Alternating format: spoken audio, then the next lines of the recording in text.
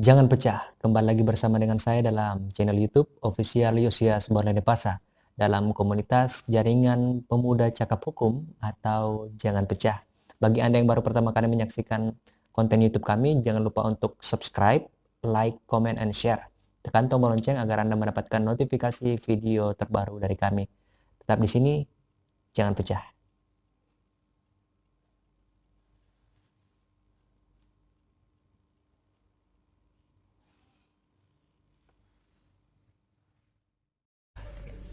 Kembali lagi bersama dengan saya dalam channel Official Yosias Bornedepasa dalam komunitas Jangan Pecah atau Jaringan Pemuda Cakap Hukum. Pada kesempatan kali ini saya akan membahas tentang satu topik berkaitan dengan Pilkada serentak 2020 diputuskan untuk ditunda. Tentunya dengan dasar hukum yang baru dan sudah sama-sama kita ketahui, tetapi saya akan menjelaskannya lebih spesifik untuk menjadi informasi yang baru bagi kita sekalian. Nah, bagaimana regulasi dan pengaturan tentang penundaan pilkada serentak ini? Tetap di sini.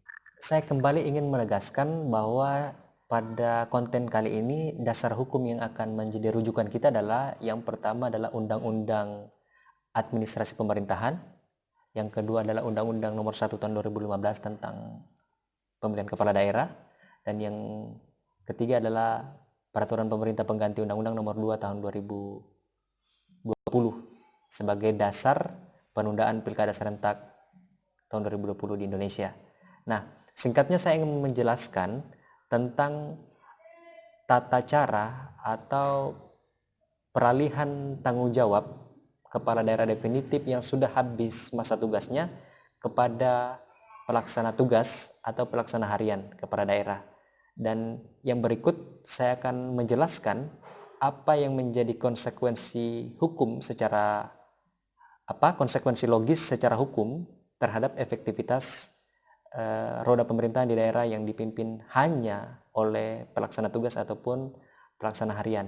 Nah, teman-teman, yang pertama saya ingin menjawab pertanyaan kita yang pertama, yaitu terkait dengan pemberian, bahwa berdasarkan Undang-Undang Administrasi Pemerintahan, Peraturan Pemerintah Pengganti Undang-Undang Nomor 2 Tahun 2020 dan Undang-Undang Pilkada disebutkan bahwa ketika jabatan kepala daerah, apakah gubernur, bupati, wali kota, definitif itu sudah berakhir, maka akan diangkat pelaksana tugas dari pegawai negeri sipil. Tentunya kalau untuk kepala daerah di level gubernur, maka akan diangkat PNS sebagai PLT dari pimpinan tinggi madya. Sedangkan untuk bupati dan wali kota akan diangkat dari PNS setingkat pimpinan tinggi pratama. Itu jawaban hukumnya untuk jawaban yang pertama. Jadi itu tentang hal ini teman-teman bisa melihat pada pasal 14, pasal 6 huruf G, Undang-Undang 30 tahun 2014, dan pasal 201 angka 10 dan angka 11 Undang-Undang nomor 10 tahun 2016. Ini pembaruan dari Undang-Undang Pilkada itu sendiri. Jadi jelas bahwa pengangkatan atau penunjukan pelaksana tugas kepala daerah itu tidak perlu seperti pengambilan sumpah dari kepala daerah definitif. Dia hanya pengangkatan dan pelimpahan wewenang secara mandataris. Itu bisa kita teman-teman lihat di Undang-Undang Administrasi Pemerintahan. Nah, yang kedua adalah apa sih yang menjadi konsekuensi logis atau secara hukum yang terjadi apabila daerah itu dipimpin oleh seorang PLT. Nah, berdasarkan Undang-Undang Administrasi Pemerintahan bahwa pemegang kewenangan yang diberikan secara mandataris itu tidak dapat mengambil keputusan atau tindakan yang berimplikasi atau berdampak strategis, baik itu kepada organisasi ataupun kepegawaian dan juga anggaran.